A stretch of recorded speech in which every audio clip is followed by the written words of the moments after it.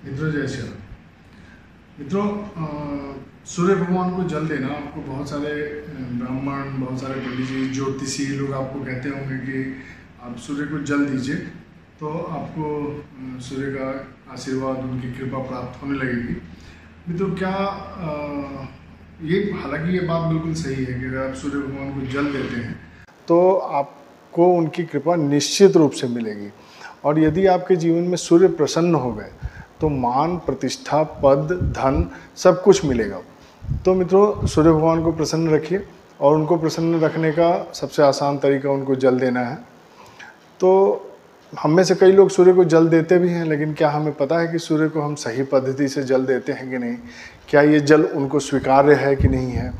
तो आइए आज इसी विषय पर बात करते हैं।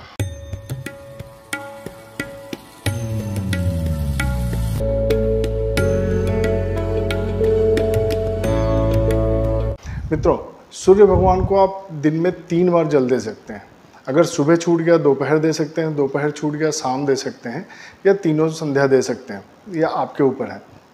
अगर आप उनको सुबह जल देते हैं तो सुबह जब आप जल देंगे तो आपका पोस्चर थोड़ा सा झुका हुआ होगा और दाहिने पैर की एड़ी उठी हुई होगी, और इस तरह से आप उनको जल देंगे।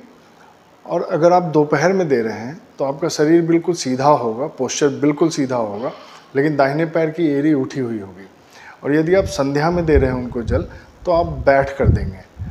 और सूर्य भगवान को जल देने के बहुत सारे मंत्र हैं। अगर आपको मंत्र आता है तो ठीक है, नहीं तो ओम सूर्याय नमः, ओम घृणी सूर्याय नमः, एहि एहि सहस्त्रांशो तेजसरासु जगतपते अनुकंप्या माम भक्त्या गृहाणार्घ्यम दिवाकरः, ये भी बोल सकते हैं। ओम दिनकराय नमः, ओम भास्कराय नमः, ओम मार्तंडाय नमः, ओम, आप कुछ भी उनके नाम से संबोधन कर सकते हैं। ओम श्री सूर्याय नमः भी बोल सकते हैं। लेकिन मित्रों याद रखिएगा कि समूचा जल देने के बाद आपको थोड़ा सा जल उनके सारथी अरुण जी के लिए बचा के उनको देना है, ओम अरुणाय नमः बोल के। क्योंकि आप भी अगर अपने किसी मित्र के यहाँ अपने ड्राइवर के साथ जाते हैं और आपको उस घर में चाय मिले और आपके ड्राइवर को ना दिया जाए तो थोड़ा आपको बुरा लगेगा। तो इसको थोड़ा प्रासंगिकता इसकी समझिए और व्यवहारिकता से इसको समझने की कोशिश कीजिए।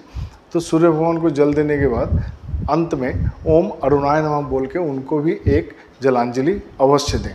इस तरह कीजिए, सूर्य को आपका जल स्वीकार होने लगेगा और आपको उनके आशीर्वाद प्राप्त होंगे। जय सिया राम।